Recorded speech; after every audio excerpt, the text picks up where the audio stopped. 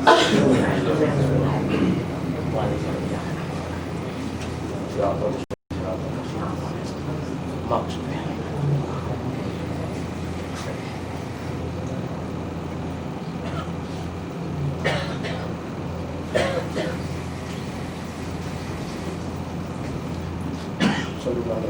حول ولا قوة إلا بالله العلي العظيم.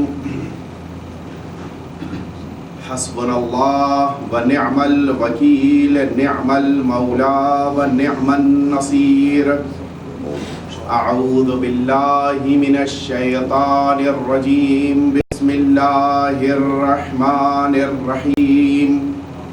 الحمد لله الذي هدانا لهذا وما كنا لنهتدي لولا أن هدانا الله.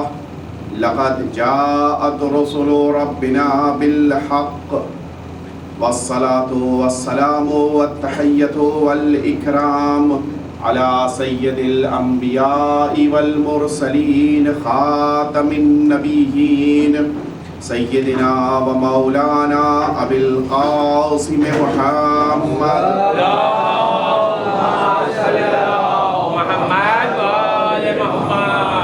ثم الصلاة والسلام والتحية والإكرام على أهل بيته الأطيبين الأنجبين الذين أذهب الله عنهم الرجس وطهرهم تطهيرا. اللهم صل على محمد وآل محمد. لا سيما الإمام المبين بقية الله في الأرضين، الكهف الحسين وغياث المضطر المستكين، واللعنة الدائمة الباقية على أعدائهم أجمعين من الآن إلى قيام يوم الدين. أما بعد، فقد قال الله الحكيم في كتابه الكريم وهو أصدق الصادقين وقوله الحق. والسابقون السابقون أولئك المقربون. صلوات دیجیے. اللهم صل على محمد وآل محمد. عزیزان محترم، اس سے قبل کہ میں اپنے بیان کا آغاز کروں، دو گزارشیں ملاحظہ فرما لیں. کل اسی مقام پر نماز ظہرین کے بعد ایک مجلس عزا منعقد ہوگی جس کو مولانا ذیشان صاحب قبلہ خطاب فرمائیں گے. مجلس کے بعد نیاز کا انتظام ہے، اور اسی طرح سے ایک اور عشرہ ہے کہ جو محفل ثانیہ زہرہ سے پیلس میں منعقد ہو رہا ہے 9 مارچ سے 15 مارچ تک. یہ مغربین کی نماز کے بعد منعقد ہوگا. البتہ پہلی مجلس کا جو میں نے اعلان کیا تھا وہ مردانی مجلس تھی. یہ عشرہ کی جس کا میں اب اعلان کر رہا ہوں، اس عشرے میں خواتین کے لیے بھی ویسا ہی انتظام ہے جس طرح سے مردوں کے لیے بھی اہتمام کیا گیا ہے. 7:30 سے 8:30 بجے ٹھیک 7:30 بجے مجلس شروع ہو جائے گی. سب سے زیادہ اہم بات یہ ہے کہ اس عشرے میں جو موضوع منتخب کیا گیا ہے وہ بہت ہی مفید اور لائق استفادہ ہے. موضوع ہے عبادتوں کی فلسفی. لہٰذا آپ حضرات سے ایک التماس ہے کہ کثیر تعداد میں شرکت فرمائیں تاکہ آپ حج، روزہ، نماز، جلوس، زیارت، مجالس، ماتم، غسل، دعا، اس قسم کے مختلف موضوعات کی فلسفی کو اچھی طرح سمجھ سکیں. التماس ہے کہ زیادہ سے زیادہ تعداد میں لیڈیز بھی تشریف لائیں اور مرد بھی ساتھ میں تشریف لائیں. ایک دفعہ مل جل کے درود بھیج دیں. اللہم صل علی محمد وآل محمد. سورہ واقعہ کی اس آیہ شریفہ کے ضمن میں مسلسل گفتگو آپ حضرات نے سماعت فرمائی. اس سلسلہ مجالس کی یہ آخری کڑی آپ حضرات کی خدمت میں پیش ہے. موضوع میرا گناہوں کے اثرات ہے. اس سلسلے کی گفتگو کو یہاں پر آج مکمل کرنا ہے، اس لیے کہ گناہوں کے اثرات کا سلسلہ تو یقیناً گفتگو کی دنیا میں بہت ہی وسیع ہے، اس کو سمیٹنا مشکل کام ہے. لیکن بہرحال جس حدیث کا آغاز کیا تھا اس آیہ شریفہ کے ضمن میں اور جس کے تذکرے میں 4 دن گزر گئے، اسی حدیث شریف کو مکمل کرنا ہے اور یہ عرض کرنا ہے کہ اگر انسان یہ چاہتا ہے کہ گناہوں سے خود کو بچائے، گناہوں کے اثرات سے خود محفوظ رہے، تو پھر اس کی یہ ذمہ داری ہے کہ وہ اس حدیث کے اوپر عمل کرتے ہوئے اپنی روح کو قوی کرے، اپنے جسم کے اس حصے کو قوی کرے کہ جس حصے کو پروردگار عالم نے بہت ہی زیادہ اہمیت دی ہے، اس لیے کہ آپ جانتے ہیں کہ انسانی وجود کو دو چیزوں کو ملا کر بنایا گیا ہے۔ انسانی وجود کے اندر ایک چیز اس کا جسم ہے اور دوسری چیز اس کی روح ہے۔ یہ جسم وقت گزرنے کے ساتھ بدل سکتا ہے، یہ جسم وقت گزرنے کے ساتھ خراب ہو سکتا ہے، یہ جسم وقت گزرنے کے ساتھ فنا ہو سکتا ہے، لیکن روح ایک ایسی حقیقت ہے کہ جو وقت گزرنے کے ساتھ نہ فنا ہو سکتی ہے، نہ بدل سکتی ہے، نہ مٹ سکتی ہے، نہ تباہ ہو سکتی ہے۔ لہٰذا ایک ایسی چیز کہ جس کو پروردگار عالم نے اس انداز میں دیا ہے کہ جس میں تبدیلی واقع نہیں ہو سکتی سوائے یہ کہ انسان اپنے گناہوں سے اس کو کمزور کر دے، یہ فنا نہیں ہو سکتی سوائے یہ کہ انسان اپنی بدعمالیوں کی بنا پر اس کو فنا کر دے۔ اس کے اندر کسی قسم کا ایسا نقصان پیدا نہیں ہو سکتا کہ جو نقصان انسانی جسم میں ہوتا ہے، لیکن نقصان تب ہوگا کہ جب انسان اپنے عمل کے ذریعے سے، اپنی بدفعلی کی بنا پر، اپنی برائیوں کی بنا پر اپنے جسم کی سب سے زیادہ قیمتی چیز کو نقصان پہنچائے گا۔ میں نے عرض کیا تھا کہ ہم اور آپ تو یہ سمجھتے ہیں کہ ہمارے جسموں میں صرف اور صرف ایک روح ہے اور سارا اختلاف اس ایک روح کی بنا پر ہے۔ آپ محسوس کیجئے، ہم نے آج تک اپنے بدن میں ایک روح کو محسوس کیا تھا، اس کے باوجود اتنے جھگڑے ہوئے۔ تو اگر ان مسلسل مجالس میں آپ نے سماعت فرمایا ہو تو انسانی جسم میں تو ایک روح نہیں ہے، چار روحیں ہیں۔ کیا بات ہے! ان کی بنا پر تو اختلاف نہیں ہوا۔ یعنی اس کے معنی یہ ہے کہ اختلافات وہاں پر ہوتے ہیں جہاں پر انسان کچھ کرتا ہے، لیکن جو چیز خدا بناتی ہے، جو چیز خدا دیتا ہے، اس میں اختلاف نہیں ہوتا۔ جملے کو واضح کروں آپ کے لیے، یہ چیز اپنے ذہن میں اچھی طرح محفوظ رکھیے گا کہ جن چیزوں کو خدا نے بنایا ہے ان میں اختلاف نہیں ہے، اختلاف ان چیزوں میں ہے کہ جن چیزوں کو ہم نے بنایا ہے۔ گھر میں جھگڑا ہوتا ہے کہ نہیں ہوتا ہے؟ یہ کمرہ میرا ہے تو وہ کمرہ تمہارا ہے، تم جب رات میں آؤ تو اپنے ہی کمرے میں جانا، میرے کمرے میں تم جھانکنا بھی نہیں۔ کیوں؟ اس لیے کہ یہ دو کمرے ہم نے بنائے ہیں۔ لیکن کبھی ایسا ہوا کہ دو آنکھوں میں ٹکراؤ ہو گیا ہو، ایک آنکھ نے کہا کہ نہیں میں بائیں طرف دیکھوں گی، دوسری آنکھ نے کہا نہیں میں دائیں طرف دیکھوں گی، ایسا جھگڑا ہوا؟ کبھی کان میں ٹکراؤ ہوا؟ کان دو مختلف سمتوں میں، میں عرض کر چکا ہوں، دو مختلف سمتوں میں ہیں۔ آپ محسوس کیجئے بالکل اپوزٹ سائڈ میں، یہ کان جس طرف ہے وہ کان بالکل اس کے اپوزٹ سائڈ میں ہے، لیکن آواز ایک ہی آتی ہے۔ آپ نے محسوس کیا کہ نہیں محسوس کیا؟ دو مختلف سمتوں میں ہونے کے باوجود اگر انسانی وجود کے اندر آواز پہنچ رہی ہے تو یہ آواز ایک ہی ہوگی۔ ایک وقت میں دو آوازیں کان کے اندر نہیں پہنچ پاتی۔ اس کے معنی یہ ہے کہ جن چیزوں کو خدا نے بنایا ہے، کبھی آپ اپنے ہاتھ کو آزمائیے، ایک ہاتھ سے کوئی کام کیجئے، دوسرے ہاتھ سے کوئی اور کام کیجئے۔ مثلا کبھی آپ اس کو آزمائیے، ایک ہاتھ میں آپ پین لیجئے، اس سے کچھ لکھتے جائیے، دوسرے ہاتھ میں آپ چمچ لے لیجئے اور اس چمچ کے ذریعے سے اپنی چائے میں شکر گھولیے، دونوں میں سے کوئی ایک خراب ہو جائے گا۔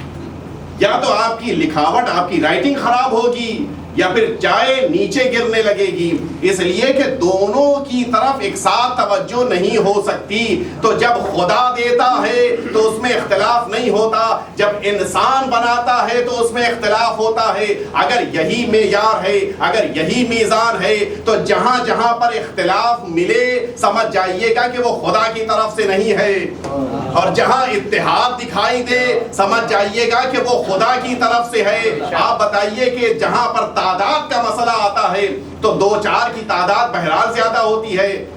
ماؤں کے دل سے پوچھئے جن کے 2 بیٹے ہیں، ان 2 بیٹوں میں آپس میں اختلاف ہوتا ہے کہ نہیں؟ ایک نے کہا کہ آج میں ساگ کھاؤں گا، دوسرے نے کہا مجھے چکن کھانا ہے۔ اب بیچاری ماں کیا کرے؟ 2 بچے ہیں، دونوں کا دل رکھنا ہے۔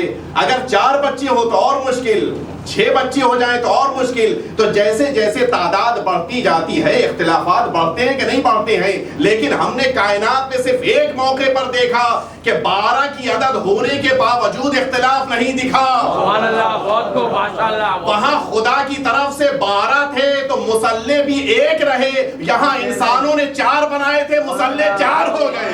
سبحان اللہ. بیٹے محمد والے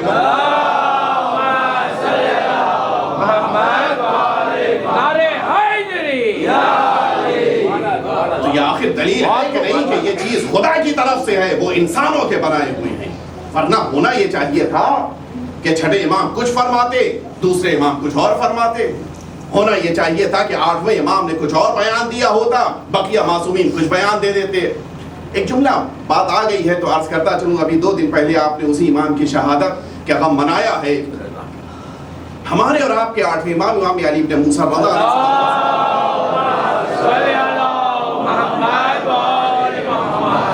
صحابی ہے مولا کا. اس نے خواب دیکھا کہ رات میں حضور اکرم تشریف لائے اور آنے کے بعد محبت کے ساتھ آپ نے اس انسان کو جو حضور اکرم کے بیٹے کا صحابی ہے اس کو اپنے دست مبارک سے سامنے رکھے ہوئے تشت میں سے کچھ کھجوریں اٹھا کر اس کے حوالے کر دیں. یہ جب باہر نکلا تو روایت میں اختلاف ہے. یہ جب باہر نکلا تو اس نے شمار کیا. ایک روایت میں ہے کہ یہ 5 کھجوریں تھیں, دوسری روایت میں یہ ہے کہ 18 کھجوریں تھیں. خیر ظاہر ہے کہ رات میں خواب دیکھا تھا, کون سی بہت زیادہ اس کی اہمیت. بات ختم ہو گئی, صبح ہوئی. صبح جس موقع کے اوپر یہ مولا کی خدمت, دیکھیے کسی میں اختلاف نہیں ہے, خدا نے بنایا ہے, اختلاف نہیں ہے. صبح ہوئی, مولا کی خدمت میں پہنچا, دیکھا مولا کے سامنے ایک طبق رکھا ہوا ہے, اس میں کچھ کھجوریں رکھی ہیں. مولا نے اپنے دست مبارک کو آگے بڑھایا اور اس کے بعد کھجوریں اٹھا کر جب اس کے حوالے کیا اور اس نے گنا تو وہی 17 عدد. کہتا ہے مولا کچھ بڑھا دیجئے. سنیے گا جواب مولا نے کیا دیا. مولا فرماتے ہیں کہ اگر رات میں میرے جد نے بڑھا دیا ہوتا تو میں بھی بڑھا دیتا. توجہ فرمائی. اس کے معنی یہ ہے کہ اگر حضور خواب میں بھی کچھ کام کرتے ہیں تو پھر ان کے خاندان کی فردیں اختلاف نہیں کرتی. توجہ فرما رہے ہیں. تو اگر اختلاف مل جائے تو یہ دلیل ہے کہ یہ انسانوں کے نمائندے ہیں, لیکن اگر اختلاف نہ ملے تو سمجھ لیجئے گا یہ خدا کی بارگاہ سے آئے ہیں. درود بھیج دیں محمد.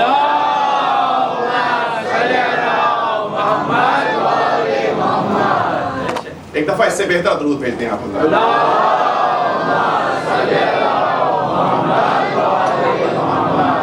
میں نے عرض کیا آپ حضرات کی خدمت میں کہ مولا کائنات حضرت علی ابن ابی طالب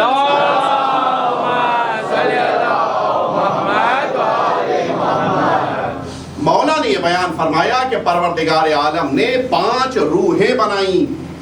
میں نے عرض کیا کہ روح ایک نہیں ہے ہمارے پاس, بلکہ خداوند کریم نے اس دنیا میں 5 روحیں بنائیں اور 5 کی 5 روحیں انسانوں کو دیں. لیکن بس فرق یہ ہے کہ وہ پہلی روح جو سب سے بہتر تھی, سب سے زیادہ باعظمت تھی, اس روح کو نام دیا روح الامین. اس روح کو عام انسانوں کو نہیں دیا, بلکہ اپنے ان مقدس اور محترم بندوں کو دیا کہ جن کو پروردگار عالم نے کوئی عہدہ یا منصب دیا تھا. کسی کو نبی بنایا تو روح القدس دے دیا, کسی کو پروردگار عالم نے رسول بنایا تو اس کو یہ روح دے دی, کسی کو امام بنایا تو اس کو یہ روح دے دی, کسی کو ولی بنایا تو اس کو یہ روح دے دی. توجہ فرما رہے ہیں. میں اس لیے بات کی تکرار کر رہا ہوں تاکہ وہ افراد اور میرے بچے جو کل نہیں تھے ان کے ذہنوں میں بھی یہ حدیث بیٹھ جائے. مولا فرماتے ہیں کہ پروردگار عالم نے سب سے پہلی روح جو بنائی ہے وہ روح القدس کے نام سے ہے, کہ جس کے لیے خود اس قرآن مجید نے کہا کہ وَآتَيْنَا عِيسَى ابْنَ مَرْيَمَ الْبَيِّنَاتِ وَأَيَّدْنَاهُ بِرُوحِ الْقُدُسِ. خود قرآن مجید کہہ رہا ہے کہ ہم نے جناب عیسیٰ کو دلیلیں دیں اور اس کے ساتھ ساتھ ان کی مدد کی, ان کی تائید کی روح قدس کے ذریعے سے. مولا نے فرمایا کہ یہ روح قدس وہ عظیم روح ہے کہ جو ملک کی شکل میں پروردگار عالم اپنے انبیاء کو عطا کرتا ہے, اور ان کی خاصیت یہ ہوتی ہے کہ اگر کسی موقع کے اوپر انبیاء اور رسول و اوصیاء اور ائمہ آرام بھی کر رہے ہیں تو یہ روح نہیں سوتی, بلکہ یہ محافظت کرتی ہے, یہ پہرا دیتی ہے. اسی بنا پر انبیاء اکرام کو گارڈز کی ضرورت نہیں ہوتی. اس لیے کہ پروردگار عالم نے محافظت کے لیے روح القدس کو معین کیا ہے. اب اس کے بعد سنیے مولا فرماتے ہیں کہ اس کے بعد 4 روحیں اور ہیں. مجھ کو چونکہ آج نتیجہ عرض کرنا لہٰذا پھر سے وہاں سے ہم گفتگو شروع کریں گے کہ ان 4 روحوں کا کام کیا ہے. یہ 4 روحیں وہ ہیں کہ جن کو انسانوں کو دیا گیا. ان میں سے سب سے پہلی روح وہ عام انسانوں کی بات ہے. سب سے پہلی روح ایمان ہے کہ جس کا کام یہ ہے کہ اس انسان کو اس بات کے لیے تیار کرے کہ یہ انسان عبادت کرے, پروردگار عالم کی بارگاہ میں اپنے سر کو جھکا دے, خشوع بجا لائے, خضوع کرے. اس کام کے لیے خداوند کریم نے پہلی روح عام انسانوں کے لیے روح الایمان قرار دی. اور دوسرے مرحلے میں پروردگار عالم نے جو روح انسانوں کو دی وہ روح قوت ہے کہ جس کا کام یہ ہے کہ انسانوں کو طاقت دے. کچھ عبادتیں وہ ہوتی ہیں کہ جو قلب سے ہوتی ہیں, کچھ عبادتیں زبان سے ہوتی ہیں, کچھ عبادتیں عمل سے ہوتی ہیں.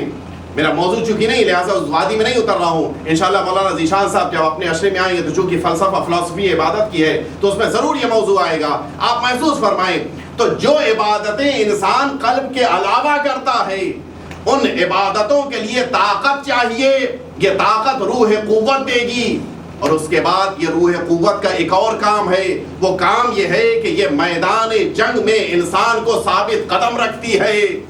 میں وضاحت کر چکا ہوں کہ کس انداز میں انسان جب میدان جنگ سے بھاگ رہا ہو تو اس کے اندر جو کمی پیدا ہوتی ہے وہ یہی روح قوت کی کمی ہوتی ہے.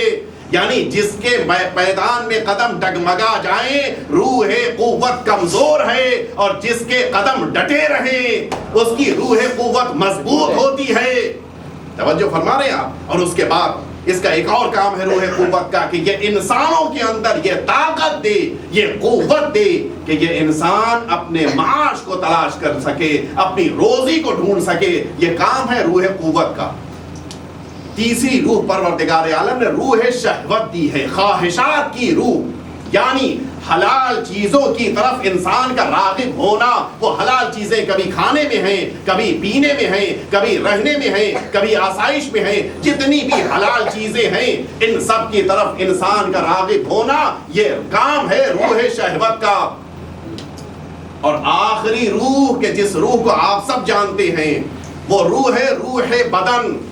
توجہ فرما رہے ہیں. یہ روح بدن انسان کے اندر ہے کہ جو اس انسان کو چلنا سکھاتی ہے, اس انسان کو ہلنا سکھاتی ہے, اس انسان کی پلک کو جھپکنا سکھاتی ہے, اس انسان کے کانوں کو سننا سکھاتی ہے, اس انسان کی زبان کو بولنا سکھاتی ہے. یہ ساری حرکتیں جو انسان کے بدن میں ہو رہی ہیں وہ ساری حرکتیں اسی روح بدن کی بنا پر ہو رہی ہیں. توجہ فرمائیں. اب یہاں سے حدیث آگے بڑھتی ہے. مولا بیان فرماتے ہیں کہ جہاں ذرا سا چھوٹا سا گناہ ہوا, اب یہاں سے نقصانات شروع ہوتے ہیں میرے موضوع کے سے. مولا فرماتے ہیں جہاں چھوٹا سا گناہ ہوا یہیں سے وہ روحیں انسان کی متاثر ہونے لگتی ہیں. ایفیکٹس جو پڑتا ہے وہ ان روحوں پہ پڑتا ہے. جہاں چھوٹا سا گناہ ہوا, ایک چھوٹا سا جھوٹ بولا, ایک کسی عام انسان کی مرد مومن کی غیبت کر دی, یہ بڑی عام سی چیز ہے نا, اس کو تو ہم لوگ برا بھی نہیں سمجھتے. آپ یہ کیا کر رہے ہیں کہ مولانا یہ وہ بات کہہ رہا ہوں جو ان کے اندر ہے. ہم نے کہا یہ ان کے اندر ہے اسی لیے غیبت ہے. اگر اس کے اندر نہ ہوتی تو یہ بہتان ہو جاتا, اس سے بڑا گناہ ہوتا. توجہ فرما رہے ہیں. تو ہم یہ سمجھتے ہیں کہ جس کے اندر کوئی برائی ہے اس کو بیان کرنا غیبت نہیں ہے, جبکہ جس کسی کے اندر برائی ہو اس کو بیان کرنا ہی غیبت ہے.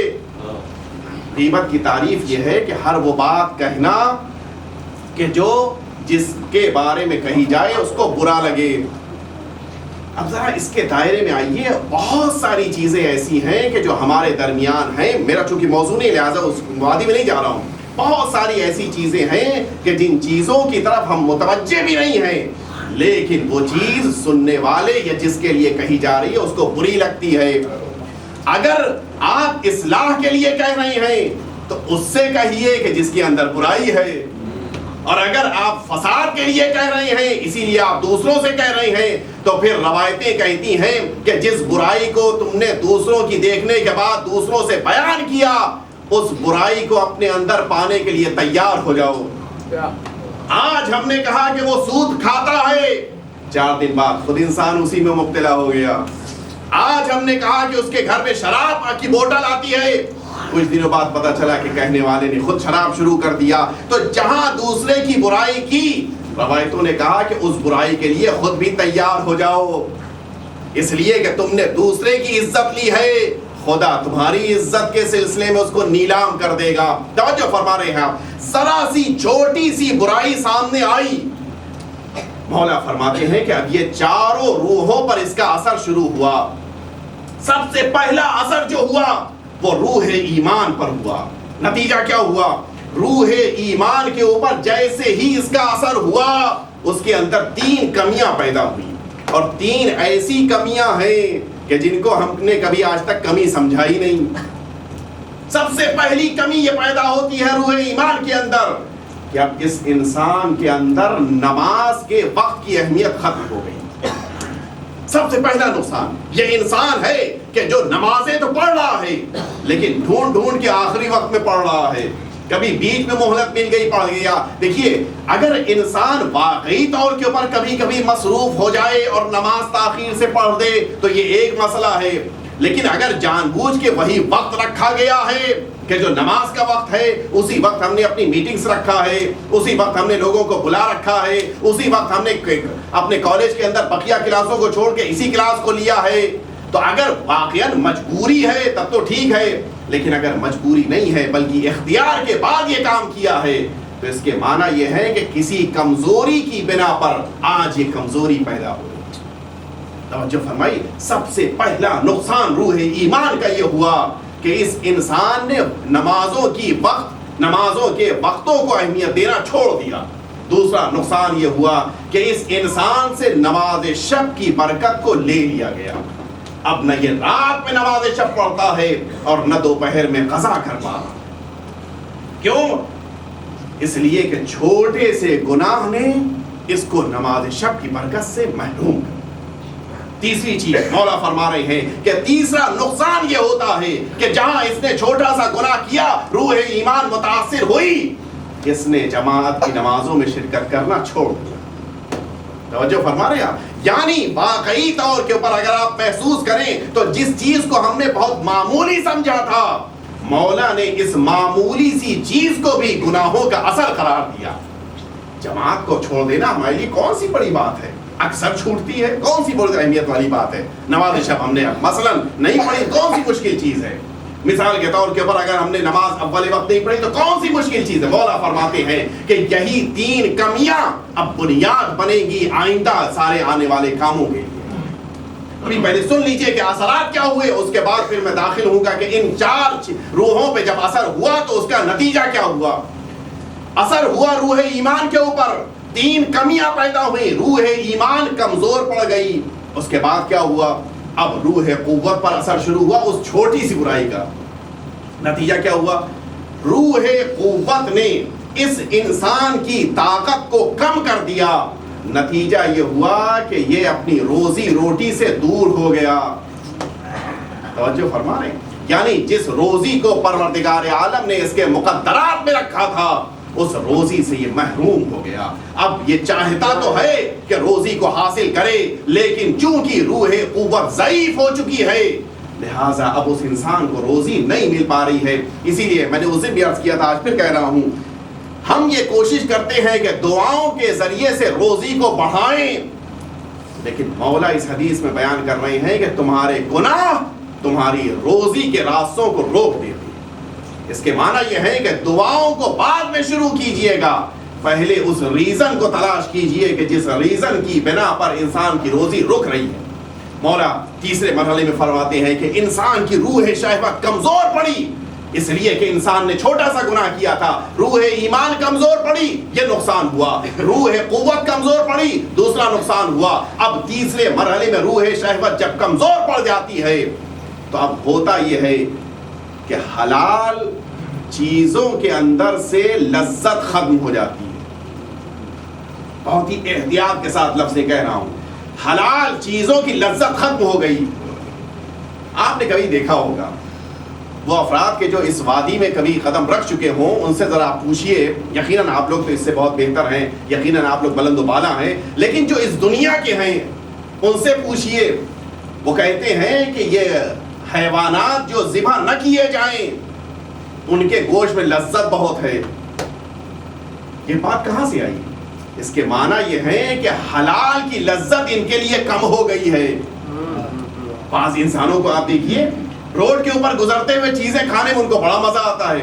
ان سے اگر کہا جائے کہ بھائی آپ اپنے ساتھ آفس جا رہے ہیں تو کچھ کھانا لے کر جائیے، کہا کیسے لے جائیں، آفس دور ہے، دوپہر کا کھانا کھانا ہے. کبھی ٹفن لے کر جائیے. کیا وہ کھانا جو ہم دوپہر میں خرید کر کھاتے ہیں اگرچہ نجس ہوتا ہے لیکن گرم ہوتا ہے، اور جو ٹفن لے کر آتے ہیں دوپہر تک ٹھنڈا ہو چکا ہوتا ہے. توجہ فرمائی. تو یہ تصور کیوں پیدا ہوا؟ اس بنا پر پیدا ہوا کہ وہ حلال کھانے کی لذت ہمارے ذہن سے اٹھ گئی. ہم نے اس حرام کھانے کے اندر لذت دیکھنا شروع کیا. کیوں؟ اس لیے کہ چھوٹے سے گناہ کی بنا پر انسان کے اندر یہ روح شہوت کمزور پڑ گئی. اور اس کے بعد مولا فرماتے ہیں کہ چوتھے مرحلے میں یہ روح بدن ہے. روح بدن خود اس کے اوپر آپ کے گناہوں کا اثر نہیں ہوا، لیکن چونکہ یہ روح بدن بقیہ روحوں کی خادم ہے. اس کا کام کیا تھا؟ اس کا کام یہ تھا کہ جب بقیہ روحیں کہیں جا رہی تھیں یہ پیچھے پیچھے چل پڑی. بقیہ روحوں نے کیا کیا تھا؟ مثلا روح ایمان نے کہا عبادت کرنا ہے، روح قوت نے کہا ہم طاقت دیتے ہیں، روح شہوت نے کہا کہ ہم اس کے اندر ایک لذت دیں گے، اور روح بدن نے آ کر پھر عبادت کو شروع کر دیا. یعنی بقیہ روحوں کی خادم ہے یہ تیسری روح. لیکن جب تین روحیں کمزور پڑیں تو خود بخود روح بدن بھی کمزور پڑ گئی. اس کے بعد مولا بارکۃ العالی جملہ ارشاد فرماتے ہیں اب یہی چھوٹا سا گناہ جس نے انسان کے اندر موجود ان چاروں روحوں کو متاثر کیا، اب نتیجہ یہ ہوا کہ یہ انسان ہے کہ جو اس چھوٹے سے گناہ کے بعد بڑے گناہ کی وادی میں قدم رکھ رہا ہے. اب پھر یہی چاروں روحیں سامنے آئیں گی، اور وہی روح کہ جس پر اس گناہ کا اثر نہیں ہوا تھا وہ سب سے پہلے سامنے آئے گی. روح بدن سب سے پہلے سامنے آتی ہے، کہتی بڑھو. روح بدن اس موقع کے اوپر جب بڑے گناہ کے لیے انسان بڑھتا ہے، مولا فرما رہے ہیں، تو یہ روح بدن کہتی ہے بڑھو میں ہوں. اس موقع پر روح قوت کہتی ہے. اب روح قوت کا کام کیا تھا؟ طاقت دینا. کس کام کے لیے؟ خدا کی عبادت کے لیے طاقت دینا. یہاں الٹا ہو گیا. روح قوت نے کہا کہ میں طاقت دوں گی تاکہ تم برائی کرو، تم گناہ کرو. اور اس کے بعد اب سب سے خطرناک کام، میں نے اس دن بھی عرض کیا تھا، سب سے خطرناک کام جو شروع ہوتا ہے وہ روح شہوت کا شروع ہوتا ہے. روح شہوت کا اب کام کیا ہے؟ اس روح شہوت کا مولا کی جملے ہیں. مولا فرما رہے ہیں کہ اس روح شہوت کا کام یہ ہے کہ وہ چیزیں کہ جن کو پروردگار عالم نے حرام قرار دیا تھا، یہ روح شہوت ان کو حلال بنا کر پیش کرتی ہے. جو فرمائی آپ نے، یعنی بعض اوقات ایسا ہوتا ہے اور ہم سب کے ساتھ ہوتا ہے کہ بعض اوقات ہم کو پتہ ہی نہیں چلتا کہ جس کام کو ہم کر رہے ہیں وہ واقعاً حرام ہے. اس کے بہت سے اسباب علماء نے لکھے ہیں. مثلا میں نے اس دن عرض کیا تھا، مثلا ایک یہ بھی ہے کہ میں اکیلا نہیں ہوں، سب یہی کر رہے ہیں. اس کے معنی یہ ہے کہ سب کا وہ کام کرنا وہ فعل حلال ہو جائے گا. دوسری صورت یہ ہوتی ہے کہ بعض اوقات انسان یہ سوچتا ہے کہ میں اگر واقعی طور کے اوپر حرام کما رہا ہوں تو اس کے مقابل اگر مثلا 10 لاکھ حرام کمایا ہے میں نے تو 1 لاکھ اس کو نیک کاموں میں بھی تو خرچ کیا ہے. کہیں مسجد میں دیا ہے، کہیں امام باڑے میں دیا ہے، کہیں مجالس منعقد کرائی ہے، کہیں فقیروں میں تقسیم کیا ہے. اس کے معنی یہ ہے کہ انسان سوچتا ہے کہ 10 لاکھ حرام مال حلال ہو جائے گا اگر اس میں سے کچھ حلال خرچ کر دیا جائے. تو یہ کیا ہو رہا ہے؟ یہ ہوا یوں کہ انسان سمجھ رہا تھا، روح شہوت نے کیا کیا؟ اس حرام کو حلال بنا دیا. یہ انسان کے اوپر اثر مترتب ہو رہا ہے. آخری روح کون سی بچی؟ روح ایمان بچی. روح ایمان کمزور ہوتی جائے گی. جیسے جیسے گناہ بڑھتے جائیں گے یہ روح ایمان کمزور پڑتی جائے گی. اسی لیے مولا فرما رہے ہیں کہ اگر انسان نے بیداری کا ثبوت دیا اور بیچ میں توبہ کر لی تو پھر روح ایمان قوی ہو جائے گی، بقیہ روحوں کو غالب نہیں آنے دے گی. لیکن اگر بیچ میں توبہ نہ آئی تو روح ایمان ضعیف سے ضعیف تر ہو جائے گی، کمزور سے کمزور پڑتی جائے گی. نتیجہ یہ ہوگا کہ بقیہ روحیں غالب آ جائیں گی. پھر کچھ دنوں کے بعد روح ایمان مر چکی ہوگی. اب مولا فرماتے ہیں کہ انسان اصحاب مشأمہ میں داخل ہو جائے گا. اصحاب مشأمہ میں اس دن عرض کر چکا ہوں، وہ افراد کہ جن کے قدم نامبارک ہوتے ہیں، وہ افراد کہ جن کا وجود دوسروں کے لیے نحوست والا ہوتا ہے. مولا فرما رہے ہیں کہ اب روح ایمان جب کمزور پڑنے لگی تو یہ انسان دائرہ ایمان سے نکل کر اصحاب مشأمہ میں آ گیا. نتیجہ یہ ہوا کہ اب اس کے قدم دوسروں کے لیے نامبارک تو ہوئے، ساتھ میں سب سے بڑا جو نقصان ہوا وہ یہ نقصان ہوا کہ یہ انسانوں کی وادی سے نکل گیا. آپ نے کبھی محسوس کیا ہے انسانوں کا امتیاز ہے کس وجہ سے؟ عرض کر چکا ہوں لیکن دوسرے لفظوں میں اس کو عرض کر رہا ہوں. یہ انسان بنا کیوں؟ کیا یہ حیوانوں کی طرح سے کھاتا پیتا نہیں ہے؟ کیا یہ حیوانوں کی طرح سے زندگی نہیں گزارتا؟ کیا یہ حیوانوں کی طرح سے چلتا پھرتا نہیں ہے؟ سارے وہ کام کہ جو حیوانات کر رہے ہیں یہ انسان بھی کر رہا ہے.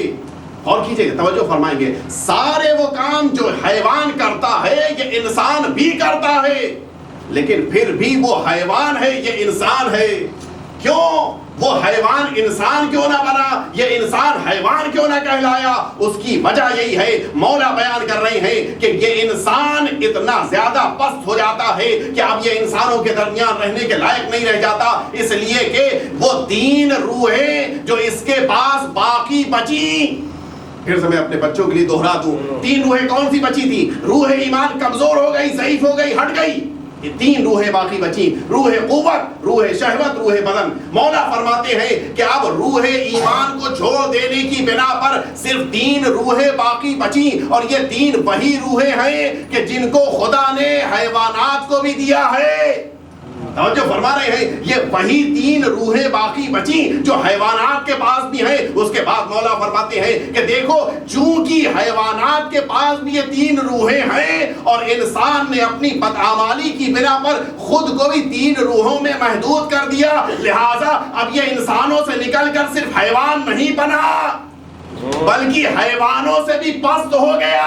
اس لیے کہ حیوانوں کے پاس اختیار نہیں تھا کہ وہ 4تھی روح کو اختیار کر دے، اس کے پاس اختیار تھا پھر بھی چھوڑ دیا، لہٰذا یہ حیوانات سے بدتر ہو گیا. توجہ فرما رہے ہیں، بل ہم اضل.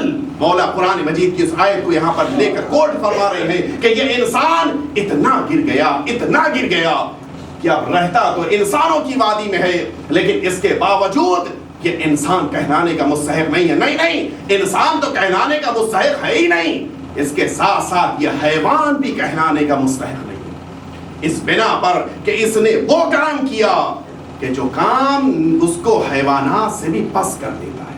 اس کے بعد آپ دیکھیے واقعی طور کے اوپر ہم کو یہ بھی بتایا گیا کہ اگر تم چاہتے ہو، اس لیے راوی نے فوراً کہا تھا مولا احییت قلبی، مولا آپ نے میرے دل کو دوبارہ زندہ کر دیا.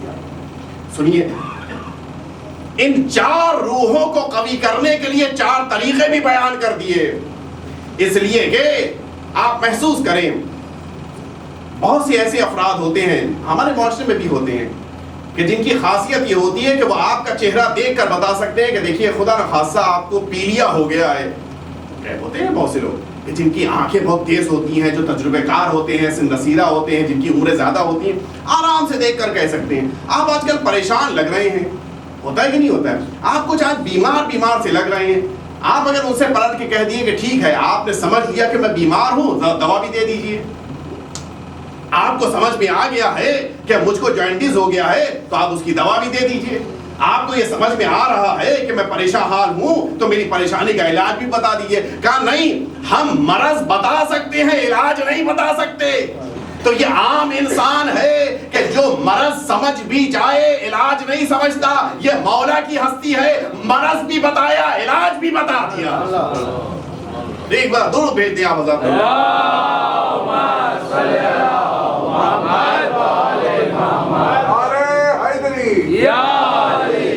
اب سنیے علاج کیا ہے. یہ 4 روحیں ہیں آپ کے پاس، ان 4 روحوں کو مضبوط کرنے کے لیے، ان 4 روحوں کو قوی کرنے کے لیے کیا کیا کرنا چاہیے.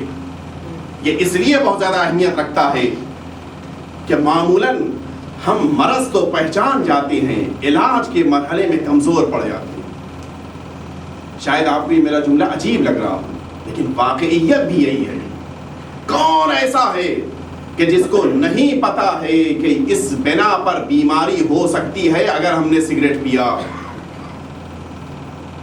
ہے کہ نہیں؟ یعنی علاج کے مرحلے میں ہم کمزور پڑے، احتیاط کے مرحلے میں کمزور پڑے یا نہیں پڑے؟ ہم میں سے آپ دیکھیے، اگر ڈاکٹر نے کہہ دیا کہ ترشی نہ کھانا، کھٹی چیز نہ کھانا، ہم نے 1-2 دن تو نہیں کھایا، لیکن جب تیسرے دن ہمارے سامنے آیا تو اب تو ٹھیک ہو رہے ہیں نا، اب تھوڑا بہت کھا لیا جائے۔ تو یہ کیوں ہوا؟ اس لیے کہ ہم کو مرض کا تو علم تھا، لیکن علاج کے مرحلے میں ہم ڈگمگا گئے۔ اسی لیے آپ دیکھیے، اگر دوائیں ذرا مہنگی قسم کی ہوں اور کہا جائے کہ تم کو 10 دن کھانا ہے، 6ٹھے دن ہم کو صحت مل گئی، اب ذرا 7ویں دن آپ سے کہا جائے کہ وہ دوا کھائیے گا، کہ نہیں میں ٹھیک ہو گیا ہوں۔ یہ کیوں ہوا؟ اس لیے کہ ہم نے یہ سوچا کہ ہمارا علاج مکمل ہو گیا، تو ہم جو ڈگمگاتے ہیں وہ مرض میں نہیں، ہم علاج میں ڈگمگاتے ہیں۔ اسی لیے تاکید کی گئی کہ ان 4 روحوں کے سلسلے میں علاج کے مرحلے میں اپنے کو کمزور نہ کرنا۔ 4 چیزیں ہیں، 4 روحیں ہیں، ان کے لیے 4 بنیادیں ہیں، 4 ان کی بیس ہے، ان بیس کی بنا پر یہ انسان 4 روحوں کو قوی کر سکتا ہے۔ اور یہ یاد رکھیے گا، جب تک بیس مضبوط نہیں ہوتی عمارت کی ویلیو نہیں ہوتی۔ میں نے اس دن عرض کیا تھا کہ لاکھ خوبصورت عمارت صحیح، اگر بیس مضبوط نہیں ہے تو پھر آپ اس کو خریدنے پر تیار نہیں ہوں گے۔ لیکن اگر الٹا ہو جائے، عمارت خوبصورت نہیں ہے لیکن بیس مضبوط ہے، تو آپ کہیں گے ٹھیک ہے عمارت لے لو، گھر لے لو، بعد میں اس کو ڈیکوریشن کے ذریعے سے ہم صحیح کر لیں گے۔ یعنی آپ اگر عمارت کی بنیاد بیس مضبوط ہو تو پھر عمارت کو صحیح کر سکتے ہیں، لیکن اگر بیس کمزور ہو تو پھر عمارت کو صحیح نہیں کیا جا سکتا۔ تو اب یہیں سے بات سمجھ میں آئی کہ اگر ان 4 روحوں کی بیس کو ہم مضبوط کر لے گئے تو پھر اگر تھوڑی بہت کمیاں ان 4 روحوں میں پیدا بھی ہونے لگی تو پھر دھیرے دھیرے ان کی اصلاح ہو سکے گی۔ لیکن اگر بنیاد کمزور ہے تو پھر لمبے لمبے سجدے فائدہ نہیں دیں گے، لمبی لمبی نمازیں فائدہ نہیں دیں گی، حج پر جانا فائدہ مند نہیں ہوگا۔ اور شاید یہی وجہ ہے، وہ پہلی بنیاد جو مولا نے بیان کی ہے، وہی پہلی بنیاد ہم نے بہتوں کے اندر جب کمزور دیکھی تو وہ حدیث سمجھ میں آئی کہ اگر کسی نے 70 سال مسلسل پیادہ حج کیا حضور اکرم کے ساتھ، کسی نے اپنی زندگی کے سارے شب و روز عبادتوں اور روزوں میں بسر کیا، ہمیشہ نمازیں پڑھتا رہا، ہمیشہ روزے رکھتا رہا، ہمیشہ، اس کے بعد حضور اکرم فرماتے ہیں کہ یہ کوہ صفا اور مروہ کے برابر اس نے خدا کی راہ میں صدقہ دے دیا، اور اس کے ساتھ ساتھ خدا کی راہ میں جنگ کرتے کرتے حضور اکرم کی رکاب میں اس کو موت آ گئی، لیکن اس کے باوجود اگر بنیاد کمزور تھی تو پھر وہ جنت کی خوشبو بھی نہ سوکھے گا۔ میں نے یہ لفظیں جان بوجھ کر یہاں پر رکھی ہیں، یہ لفظیں آپ سمجھ گئے ہوں گے۔ حضور اکرم نے کیا فرمایا؟ ساری عبادتیں کر کے خدا کی راہ میں شہید ہو کر بھی جا رہا ہے، لیکن اگر دل میں علی کی محبت نہیں ہے، جو فرما رہے ہیں، اس کے معنی یہ ہے کہ اگر بنیاد کمزور ہے تو بڑی سے بڑی عمارت بنا دی جائے وہ جلدی گر جائے گی، لیکن اگر اس عمارت کی بنیاد مضبوط ہے تو عمارت چھوٹی ہی ہو وہ انسان کو زیادہ لمبے تک بچا سکتی ہے۔ درود بھیجتے محمد۔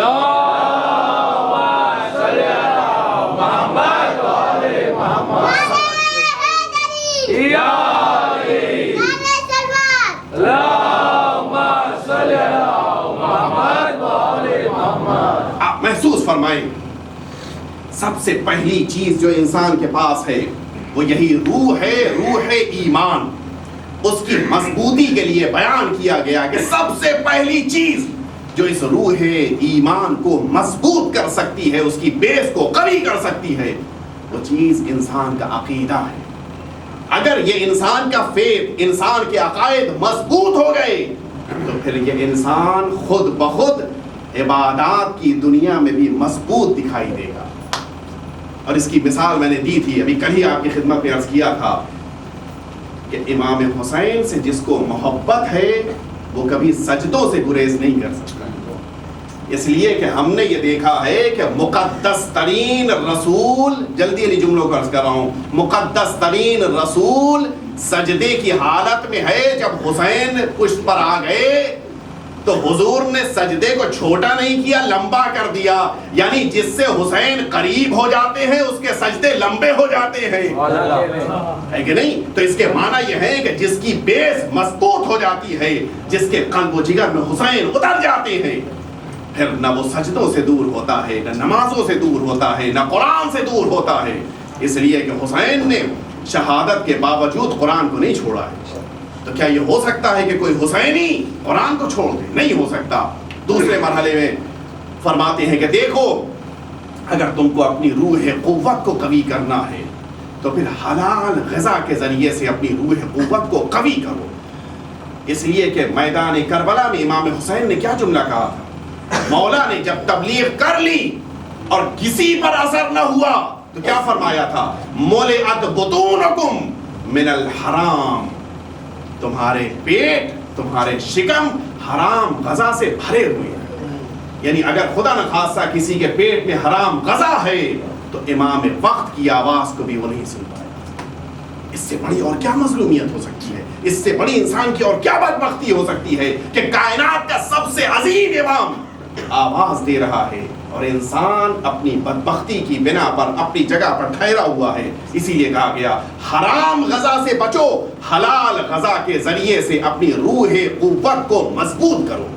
تیسرے مرحلے میں روح شہوت، روح شہوت کے لیے کہا یہ گیا، بیان کیا کہ دیکھو روح شہوت کو اگر قوی کرنا ہے تو تم احکام کی پابندی کرو۔ اگر احکام کی پابندی کرتے جاؤ گے تو خود یہ احکام شریعت ہیں جو تمہارے قدم کو، تمہاری خواہشات کو، تمہاری آرزوؤں کو، تمہاری تمناؤں کو، تمہارے غلط جذبات کو کنٹرول کریں گی۔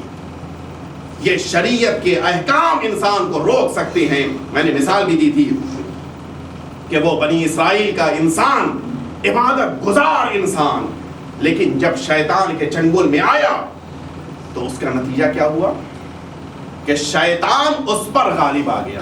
سنیے دوسرا واقعہ، آپ محسوس کریں، دیکھیے اگر شریعت کی پابندی نہیں ہے تو کیا اثرات ہوتے ہیں۔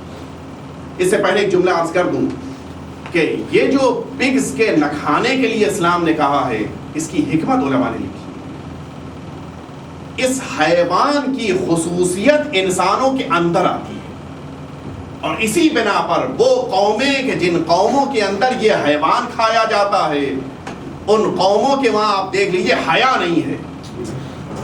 اسلام نے اسی لیے منع کیا کہ اس حیوان کو کھانے سے انسان کے اندر سے حیا ختم ہو جاتی ہے۔ اب سنیے کہ اگر شریعت کی پابندی نہیں ہے تو انجام کیا ہوتا ہے۔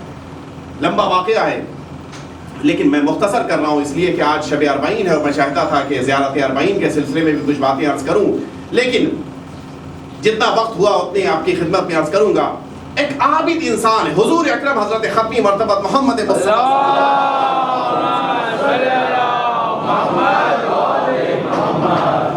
آپ فرماتے ہیں کہ بنی اسرائیل کا ایک عابد تھا، اس عابد نے اپنی عبادتوں کو بہت زیادہ دنوں تک انجام دیا، یہاں تک کہ 200 سال تک عبادت کرتا رہا۔ لمبا واقعہ میں مختصر کر رہا ہوں، لیکن بس اس کی ایک تمنا تھی کہ اگر کسی دن شیطان کو دیکھ لیا تو اس سے کہوں گا کہ اے شیطان میں تیرے چنگل میں نہیں آیا۔ اور ایک دن آیا، 200 سال کی عبادت کے بعد ایک دن شیطان آیا، کہا تم کون؟ کہا وہی ہوں جس کا انتظار اتنے دنوں سے کر رہے تھے۔ کہا کام کیا تھا بتاؤ؟ کہا مجھ کو تم سے بس اتنا کہنا تھا، جہاں اتنی بات کہی تھی۔ کہا ارے ابھی جلدی کیا ہے بات کہنے کی، ابھی تو تم 200 سال اور زندہ ہو، 200 سال جب زندگی ہے تو کبھی بھی آ کے مل لیں گے، جلدی کیا ہے؟ شیطان نے یہ بات کہی اور غائب ہو گیا۔ اس عابد کے لیے حضور اکرم فرماتے ہیں کہ یہ دیکھیے احکام کی پابندی نہ ہو تو کیا انجام ہوتا ہے۔ حضور اکرم فرماتے ہیں کہ یہ اپنے مصلے سے اٹھا، اٹھنے کے بعد گیا شراب پی، شراب پینے کے بعد جوا کھیلا، جوا کھیلنے کے بعد اپنی ناموس کی توہین کی، اپنے گھر کے اندر وہ ظلم کیا اس نے۔ اب آپ سمجھ سکتے ہیں کہ کیا اس نے بدفعلی کی۔ حضور اکرم فرماتے ہیں کہ اس انسان نے یہ سوچا کہ جب 200 سال کی زندگی ہے تو 100 سال گناہ کر لے، 100 سال توبہ کر لیں گے. اور حضور اکرم فرماتے ہیں کہ شراب پی چکا تھا، جوا کھیل چکا تھا، اس کے بعد اپنی ناموس کے ساتھ بدفعلی ہو چکی تھی، اسی وقت اس کی موت آ گئی، اس لیے کہ اس کی زندگی کا وہ آخری دن تھا. توجہ فرمائی. یعنی ایک دن انسان نے جوا کھیلا تو پھر گھر میں موجود ماں اور بہن کی عزت بھی نیلام کر. ایک دن شراب پی، نتیجے میں وہ اس دنیا سے جب گیا ہے، دیکھیے احکام کی مخالفت کا نتیجہ. ایک دن شراب پی ہے، 200 سال کی عبادت ایک طرف. حضور اکرم فرماتے ہیں کہ دنیا سے گیا تو کافر گیا. کیوں گیا؟ اس لیے کہ اس نے احکام کی مخالفت. تو احکام انسان جتنا اپنی زندگیوں میں اتارتا جائے گا اتنا ہی زیادہ اس کی یہ روح شہوت، یہ خواہشات کی روح قوی ہوتی جائے گی. لیکن اگر احکام کا دائرہ ہٹا دیا گیا تو پھر یہی خواہشات کی روح ہوگی کہ جو اس کے اوپر غالب آتی جائے گی. نتیجہ یہ ہوگا کہ پھر یہ انسان برائیوں کی طرف خود بخود بڑھتا جائے گا. اور آخری چیز روح بدن ہے کہ جس روح بدن کے لیے، میرا وقت چونکہ اب ختم ہو گیا ہے، روح بدن کے لیے بس ایک جملہ سنتے جائیے. روح بدن کو قوی کرنے کے لیے صرف ایک علاج ہے، اور وہ علاج ہے کہ اسلام نے جو اخلاق سکھایا ہے اس اخلاق کو زندگیوں میں اتار لیا جائے. خود بخود روح بدن پر کنٹرول حاصل ہو جائے گا. اخلاق اسلامی جتنے بھی ہیں ان سب کو انسان اگر اختیار کرے، چونکہ اب وقت نہیں ہے لہٰذا نہیں عرض کر سکتا، پھر کبھی کسی موقع پر زندگی رہی تو انشاءاللہ عرض کروں گا آپ کی خدمت میں. لیکن یہ یاد رکھیے گا، اسلام نے جو اخلاق سکھائے ہیں وہ بقیہ مذہبوں کی بنسبت مختلف ہیں. آپ جتنے بھی مذاہب کا مطالعہ کرتے جائیں ان کے وہاں اخلاق کا تصور کچھ اور ہے، اسلام کے وہاں اخلاق کا تصور کچھ اور ہے. آپ دنیا کے کسی بھی مذہب کے پاس چلے جائیں، اس مذہب کے پاس انسان کی فکر کے لیے تو ہے کچھ نہ کچھ مواد، لیکن انسان کے جذبات کے لیے کچھ نہیں ہے. اسلام نے فکر کا بھی علاج بتایا، فکر کے لیے بھی میٹر دیا، اور اسی کے ساتھ ساتھ جذبات کے لیے بھی میٹر دیا. اور اسی لیے پابندی بھی لگا دی کہ نہ فکر کی دنیا میں آگے بڑھنا، نہ جذبات کی دنیا میں تجاوز کرنا. اس لیے کہ ان دونوں کے لیے اسلام نے وہ میٹر دے دیا ہے کہ جس کی بنا پر انسان اپنی زندگیوں میں کامیاب ہو سکتا ہے. فکر کی دنیا میں اسلام کے عقائد سے بہتر کوئی عقیدہ نہیں، اور جذبات کی دنیا میں عزاداری سے بہتر کوئی چیز نہیں. لیکن جذبات وہاں تک ہوں کہ جہاں تک شریعت کی پابندی ہو. اگر شریعت سے آگے بڑھ گئے تو پھر وہ جذبات لائق اعتبار نہیں ہیں. جذبات وہاں تک ہوں گے کہ جہاں تک شریعت کہے گی، جہاں شریعت کہے گی رک جاؤ، ہم رک جائیں گے. عزیزوں توجہ فرمائیں، اگر اخلاق اسلامی ہمارے مزاج میں، ہمارے وجود میں اترتا گیا تو خود بخود یہ روح ایمان، روح بدن انسان کی قوی ہوتی جائے گی. یعنی یہ چاروں چیزیں اگر قوی کرنا ہے تو پھر انسان کو اسلام کے دائرے میں پوری طرح سے آنا ہوگا. اور اسی بنا پر یہی روح بدن ہے کہ جس روح، واقعی طور پر آپ محسوس کریں صرف روح بدن کا مسئلہ نہیں ہے، انسان کے اندر موجود 4 روحیں، چاروں روحوں کے لیے غذا دی ہے. تو اس ایک حدیث میں آپ غور کریں گے، ہمارے اور آپ کے 11ویں امام امام حسن عسکری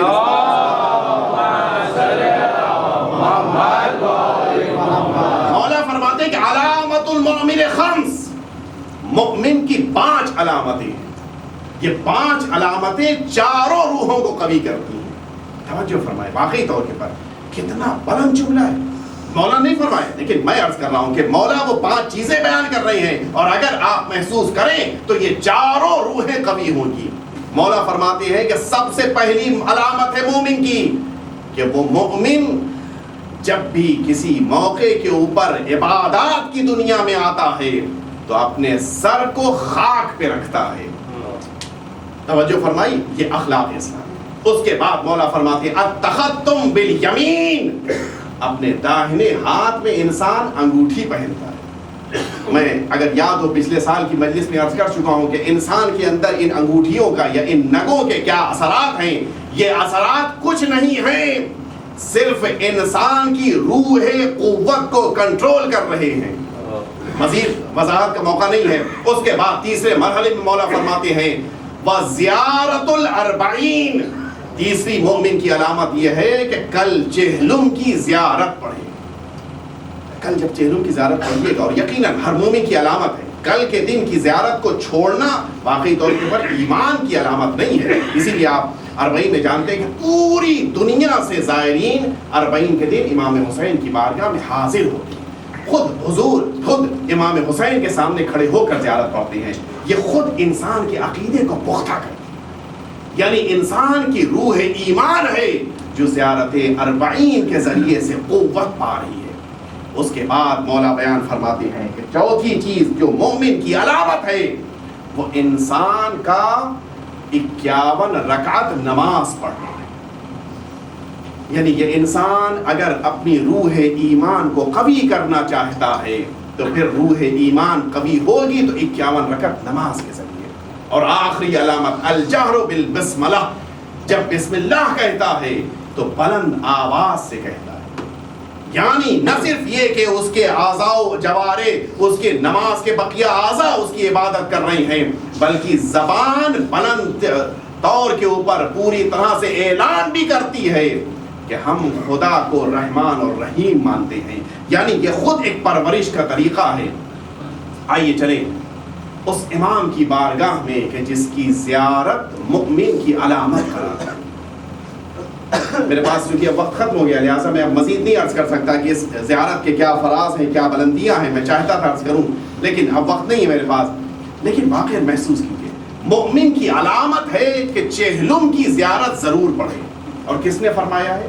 اس 11ویں امام نے فرمایا ہے کہ جن کا بیٹا مسلسل امام حسین کے لیے گریہ کرتا ہے.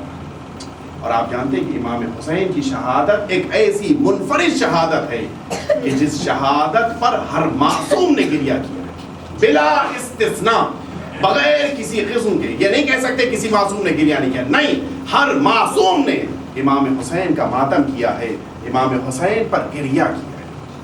اور یہی نہیں، زیارت اربعین آپ شاید سوچ رہے ہوں گے کہ یہ زیارت اربعین امام حسین کی شہادت کے بعد وارد ہوئی ہے. نہیں، آپ سنیں گے اس زیارت اربعین کو امام حسین کی شہادت سے 50 سال پہلے حضور اکرم نے جناب جابر کو تعلیم فرمایا، اور جناب جابر کل کے دن میدان کربلا آئے.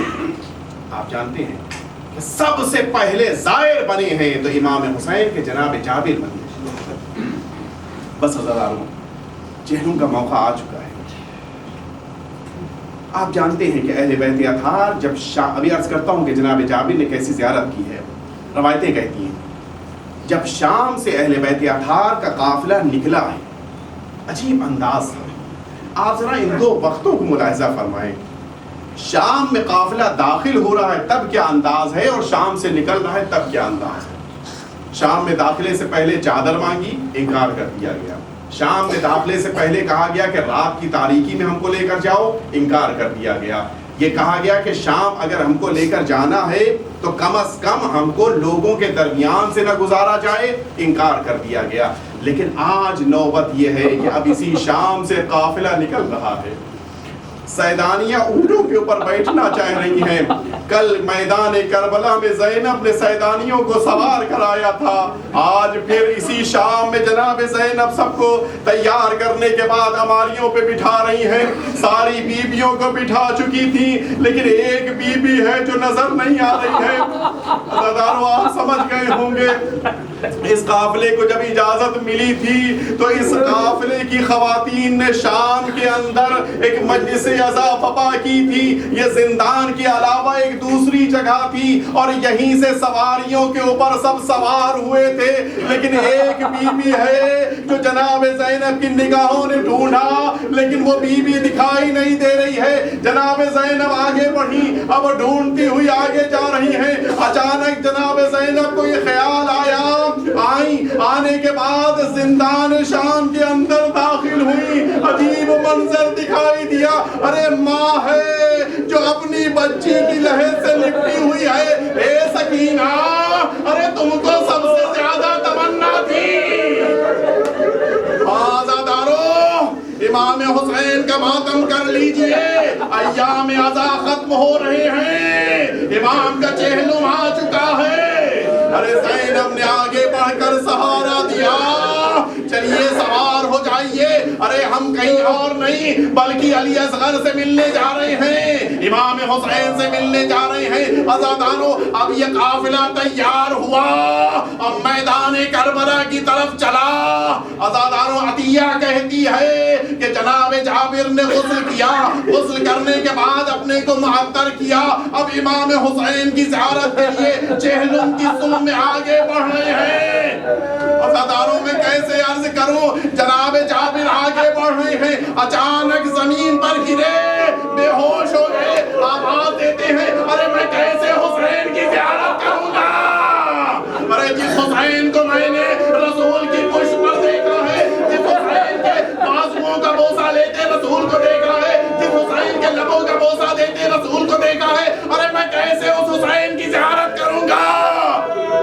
لیکن عطیہ کہتی ہے جناب جابر نابینا ہو چکے تھے, آنکھیں جواب دے چکی تھی, لیکن اس کے باوجود ایک آواز بلند ہوئی, اے جابر ارے میری قبر سے دور چلے جاؤ. ارے قیامت ہو گئی. جابر نے آواز دیا آقا ارے میں زیارت کے لیے آیا ہوں, مجھے کیوں دور کر رہے ہیں. آواز آئی اے جابر ارے جلدی دور جاؤ, میری بہن واپس آ رہی ہے.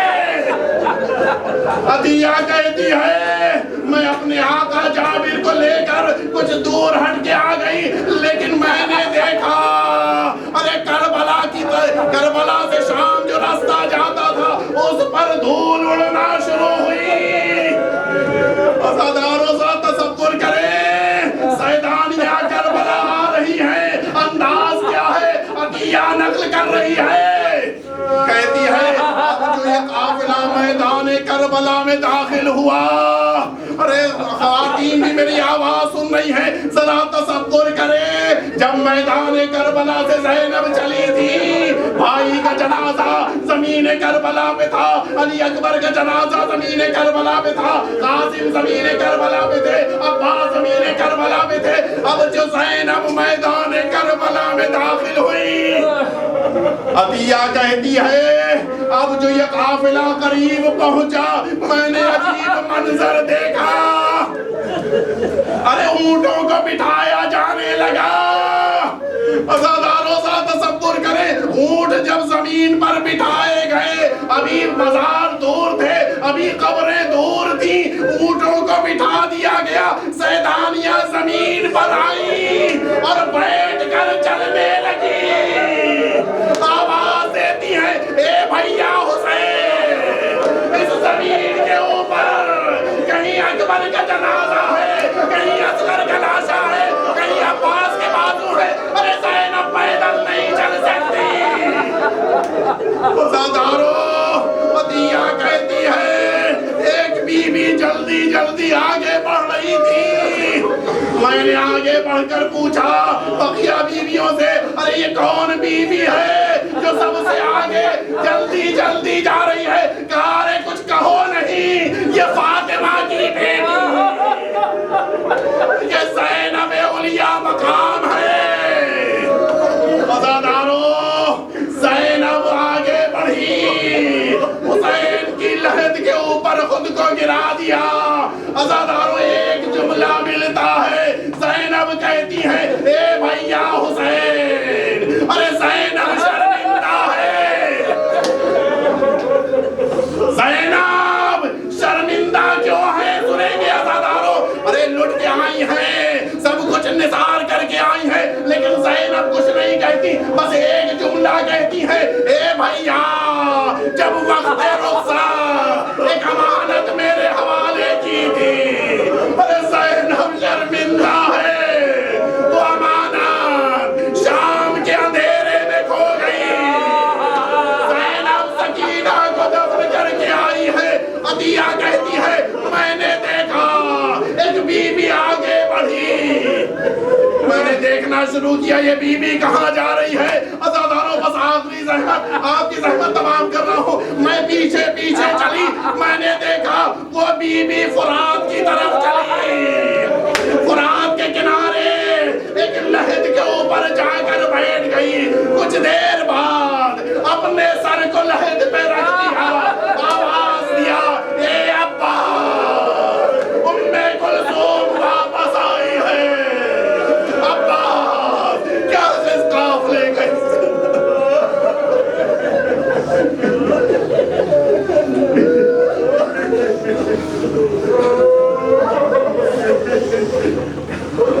اللہ علی القوم الظالمین وسيعلم الذين ظلموا أي منقلب ينقلبون.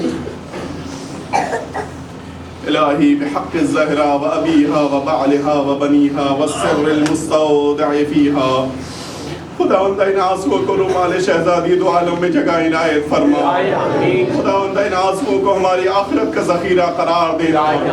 خداوند امام عصر کے ظہور میں تعجیل فرما. ہم سب کو امام کے مخلص غلاموں میں شمار فرما. خداوند ہم سب کو بامعرفت زیارت اربعین کی توفیق عنایت فرما. خداوند ہم سب کو اس دنیا میں امام حسین کی زیارت اور آخرت میں شفاعت نصیب فرما. خدا را ہم کو اور ہماری نسلوں کو امام حسین کا زدار قرار دینا.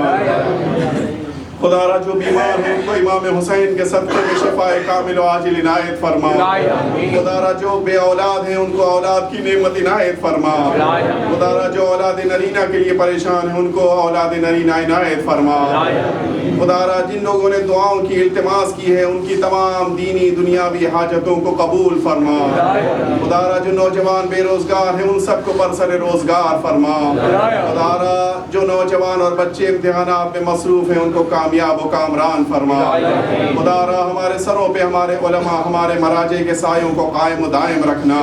خدا را ہم سب کو خدمت دین, خدمت اہل بیت, خدمت قرآن کی توفیق عنایت فرما. ربنا تقبل منا انك انت السميع العليم. ماتم حسین. یا حسین یا حسین یا حسین.